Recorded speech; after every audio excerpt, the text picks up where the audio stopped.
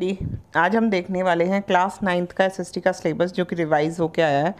CBSE ने अपने सारे सब्जेक्ट्स के जो भी सिलेबस है वो रिवाइज कर दिए गए हैं, क्योंकि कोविड-19 के कारण बहुत समय तक अब स्कूल बंद हो और होने वाले हैं। तो इसलिए जो भी सिलेबस है उसको काफ़ी रिड्यूस कर दिया गया है और सिलेबस में बहुत सारे डिलीशंस हैं, बहुत सारी चैप्टर्स को डिलीट कर दिया गया। अब हम देखेंगे कि सब्जेक्ट वाइज कि किस किस सिलेबस का कितना पार्ट सोशल साइंस में कम हुआ है। चलिए हम शुरू करते हैं। पहले तो हम देखते हैं India in the contemporary world जो आने वाला है वो कितने मार्क्स का आने वाला है। India in the contemporary world 20 marks का आएगा। कंटेम्प्रेरी इंडिया 20 मार्क्स का, democratic politics 20 marks and economics भी 20 मार्क्स, यानी 80 मार्क्स हो गया। उसके बाद हम चलते हैं आगे। India in the contemporary world में हमें क्या सीखना है, ये हमें सीखना है कि पॉलिटिकल डिक्लेरेशंस वगैरह क्या हुई थी, वो सब चीज़ें इसमें ये है सेक्शन 1, यानी कि India in the contemporary world. इसमें कौन कौन से चैप्टर आने वाले? पहला चैप्टर इसमें आने वाला है फ्रेंच रेवोल्यूशन। अगर आपने वीडियो नहीं देखी है यूट्यूब पर मेरी, तो फ्रेंच रेवोल्यूशन की वीडियो ज़रूर देखिएगा, बहुत इंटरेस्टिंग वीडियो है, आपको समझ में आएगा फ्रेंच रेवोल्यूशन का क्या पंगा था। उसके बाद जो नेक्स्ट चैप्टर आने वाला है वो है socialism in Europe and the Russian revolution. Socialism कैसे हुआ यूरोप में और रशियन रेवोल्यूशन कैसे उसको अफेक्ट किया, रशियन रेवोल्यूशन ने कैसे सोशलिज्म को अफेक्ट किया, because Russia is a socialist country, ये भी समझिएगा आप। चलिए उसके बाद हम आगे चलते हैं। तीसरा चैप्टर है Nazism and the rise of Hitler. सिर्फ ये 3 चैप्टर्स रह गए हैं अब आपके पास इस वाले पोर्शन में, यानी कि फ्रेंच रेवोल्यूशन, रशियन रेवोल्यूशन और नाजिज्म। उसके बाद हम आते हैं आगे कंटेम्प्रेरी इंडिया पार्ट 1 में। इसमें क्या क्या आने वाला है? इंडिया और physical features of India, 2 chapters आने वाले हैं, India, physical features of India. उसके बाद हम आगे चलते हैं, कौन सा चैप्टर है देखिए। उसके बाद आने वाला है ड्रेनेज सिस्टम। ड्रेनेज का मतलब है कि इंडिया के कितनी नदियां हैं, कितनी नाले हैं, क्या सारी चीज़ें, उन सारी चीज़ों को, रिवर सिस्टम्स को हम पढ़ेंगे ड्रेनेज में। उसके बाद जो नेक्स्ट चैप्टर हम पढ़ने वाले हैं क्लाइमेट, क्लाइमेट की वीडियो आपको आज ही मिल जाएगी शाम तक। Climate is an interesting chapter, बहुत इंटरेस्टिंग चैप्टर है और बहुत चीज़ें हैं, आपको समझ में आना चाहिए कि क्लाइमेट कैसे बदलता है और क्या क्या चीज़ें उसमें इंक्लूड होती हैं। उसके बाद है natural vegetation and the wild life. Natural vegetation और वाइल्ड लाइफ, ये है आपका 5वां चैप्टर। इसके बाद हो गया आपका ये ख़त्म, यानी कि ज्योग्राफी पोर्शन सिर्फ इतना ही है जो कि 20 मार्क्स का है। उसके बाद हम आते हैं डेमोक्रेटिक पॉलिटिक्स की तरफ, यानी कि सिविक्स की तरफ। सिविक्स में पहला चैप्टर आने वाला what is democracy and Y democracy. Democracy है क्या और डेमोक्रेसी हमें क्यों चाहिए, ये भी आने वाला है। उसके बाद हम आगे चलते हैं।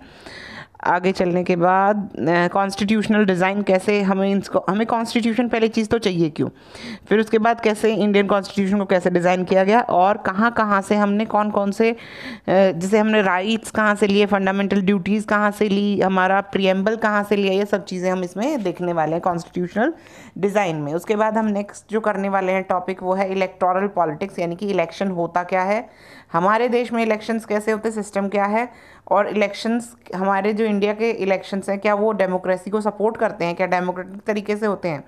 उसके बाद जो चौथा चैप्टर है, 4th in the last unit of civics is working of institutions, कि इंडिया में मेजर पॉलिसी डिसीजंस कहाँ से लिए जाते हैं, पार्लियामेंट क्या है, पॉलिटिकल एग्जीक्यूटिव क्या है और जुडिशरी क्या है। हमें पता है 3 तरह की बॉडीज़ होती हैं, लेजिस्लेचर, एग्जीक्यूटिव एंड जुडिशरी, उन सब के बारे में हम पढ़ेंगे। उसके बाद हम आते हैं इकोनॉमिक पोर्शन पर। इकोनॉमिक्स में जो चैप्टर आने वाला है पहला तो वही है the story of village Palampur, ये सब कुछ सब लोग लगभग पढ़ चुके हैं, बिकॉज ये पहला चैप्टर होता है तो नई बुक में पहला चैप्टर सब ध्यान से पढ़ते हैं। उसके बाद नेक्स्ट है पीपल एज रिसोर्सेज, कि लोग रिसोर्सेज की तरह कैसे काम कर सकते हैं। ऑब्वियसली हर एक इंसान एक रिसोर्स है, because every person is very different और उसके पास अलग तरह की स्किल है। तो ह्यूमन रिसोर्सेज के बारे में ये बात है कि पीपल एज अ रिसोर्स। और इसमें हम ये भी देखेंगे कि इंडिया में कितनी तरह की अनएम्प्लॉयमेंट है, कई बार अनएम्प्लॉयड होता है इंसान, उसको खुद ही नहीं पता होता कि वो अनएम्प्लॉयड है। उसके बाद जो 3rd चैप्टर है इकोनॉमिक्स का वो है पॉवर्टी एज अ चैलेंज, यानी कि इकोनॉमिक्स में भी सिर्फ 3 चैप्टर्स हैं, तो ये भी 20 मार्क्स का आने वाला। तो इकोनॉमिक्स को भी थोड़ा ध्यान से पढ़िएगा, ये हो गया आपका 80 मार्क्स। उसके बाद आपको एक प्रोजेक्ट बनाना होता है। इस बार आपका प्रोजेक्ट वर्क जो है वो है डिज़ास्टर मैनेजमेंट पर। आपको एक डिज़ास्टर मैनेजमेंट पर प्रोजेक्ट बनाना है, अभी से बनाना शुरू कर दीजिए क्योंकि अभी तक आप फ्री हैं। उसके बाद डिज़ास्टर मैनेजमेंट का जो प्रोजेक्ट वर्क है उसमें क्या क्या करना है आपको, आपके अंदर अवेयरनेस पैदा करनी है कि किस तरीके से अवेयरनेस होनी चाहिए। और ये जो प्रोजेक्ट वर्क होगा इसमें आपको 5 मार्क्स कैसे मिलेंगे, कंटेंट एक्यूरेट होना चाहिए, ओरिजिनल होना चाहिए और एनालिसिस होना चाहिए, यानी कि आपने खुद इकट्ठा किया हो। प्रेजेंटेशन बहुत अच्छी होनी चाहिए और 1 नंबर का वाइवा, यानी टीचर आपसे कोई भी एक सवाल पूछ सकती हैं जिसके बाद आप वो डिसाइड करेंगे कि आपका प्रोजेक्ट आपने खुद बनाया है, वेरीफाई किया है कि नहीं किया है। कौन कौन सी बुक्स आपको पढ़नी है बिल्कुल क्लियरली दिया हुआ है, ये वाली बुक्स आपको पढ़नी है। ये हम लोग NCERT ही पढ़ते हैं, ये आपके सिलेबस में है। उसके बाद हम देखते हैं कि कौन सा पोर्शन क्लास 9th में SST का है जो डिलीट हो गया है। ऐसा पोर्शन, इसमें से जो चैप्टर्स डिलीट हो गए हैं वो यहाँ पर दिए हैं। जो चैप्टर्स हैं वो देखो कौन कौन से डिलीट हुए हैं। चैप्टर डिलीट हुआ है सेक्शन 2 यानी लाइवलीहुड्स, इकोनॉमीज़ एंड सोसाइटीज़, ये कंप्लीट सेक्शन डिलीट हुआ है। और इन दोनों में से चैप्टर 4 और 5 में से आप एक चैप्टर कर सकते हैं, कोई भी एक चैप्टर आप छोड़ सकते हो, कोई भी एक चैप्टर आप कर सकते हैं। फॉरेस्ट सोसाइटी एंड कॉलोनियलिज्म और पेस्टोरलिस्ट्स इन द मॉडर्न वर्ल्ड, ये वाला आप कर सकते हैं। उसके बाद आते हैं ज्योग्राफी में क्या क्या डिलीट हो गया है।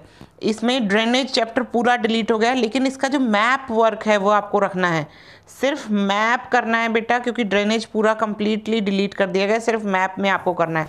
अब इसके बाद मैं आपको ये भी बताती हूँ कि मैप में क्या क्या आने वाला है। अभी मैप के बारे में, मैप के लिए रुकिएगा। उसके बाद पॉपुलेशन पूरा चैप्टर डिलीट कर दिया गया। डेमोक्रेटिक पॉलिटिक्स यानी कि सिविक्स में या पोल साइंस में आपका कॉन्स्टिट्यूशनल डिज़ाइन चला गया है। उसके बाद डेमोक्रेटिक राइट्स चला गया। इकोनॉमिक्स से भी एक चैप्टर चला गया जिसका नाम है फूड सिक्योरिटी इन इंडिया। ये वो चैप्टर्स हैं जो अभी आपके डिलीट हो गए हैं।